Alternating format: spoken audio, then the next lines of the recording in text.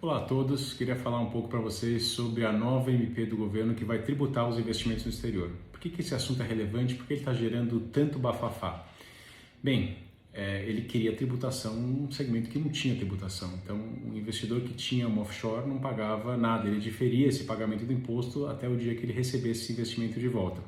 Isso não acontece mais. Como boa parte dos países do mundo, a Receita faz agora com que o rendimento seja tributado anualmente. Por que eu falo de Receita? Porque esse era o projeto que era discutido mesmo no governo anterior pelo pessoal da Receita, e ele não é integralmente ruim, apesar de que tem vários pontos bastante perigosos. Em alguns pontos o tratamento não foi tão ruim, então vou enumerar todos eles.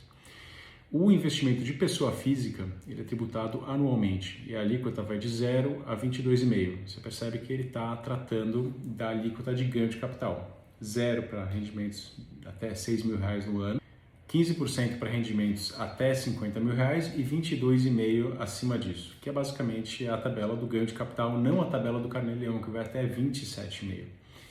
Bem, para pessoas físicas e para pessoas jurídicas agora, os investimentos no exterior são tributados junto com a declaração anual de imposto de renda que vence agora no final do mês, e essa regra acaba sendo ruim para quem tem investimento em offshore, que podia diferir esse pagamento, mas para quem pagava na pessoa física, que pagava mensalmente, pelo menos tinha que pagar, já que esse hábito era bem comum, agora isso é anual.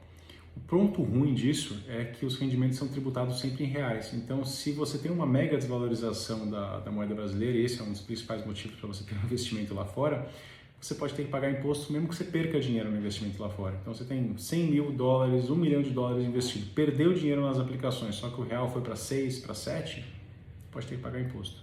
Isso é um grande problema e, na minha opinião, é o pior ponto da norma.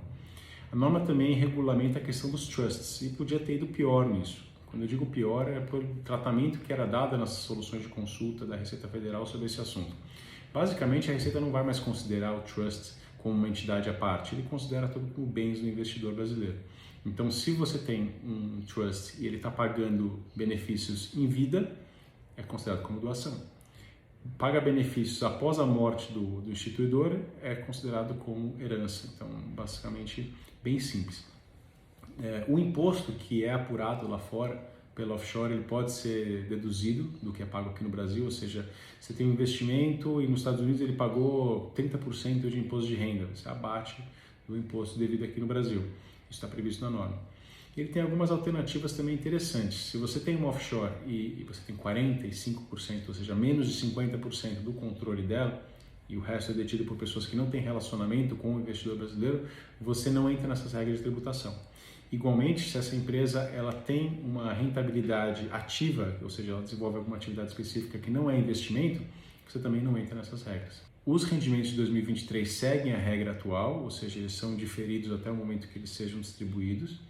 E agora a nossa recomendação: o investidor nesse momento não tem que fazer nada. A gente está lidando com uma medida provisória, ela pode ser aprovada ou não no prazo de 120 dias, ela pode ser alterada, muita coisa vai acontecer ainda, mas existe um ponto que vale a pena ser discutido e seriamente pensado. Ela prevê a possibilidade de o investidor atualizar o valor de um ativo que ele tenha, pagando 10%. Ou seja, você tem um imóvel, por exemplo, e esse imóvel está com valor muito defasado. Você pode atualizar ele para o valor de mercado dele no final de 2022, pagando 10%. Então, essa é uma alternativa interessante em alguns casos, tem que ser avaliada no prazo da declaração de imposto que vence no final desse mês. Então, esse é o principal. Vamos estar de olho.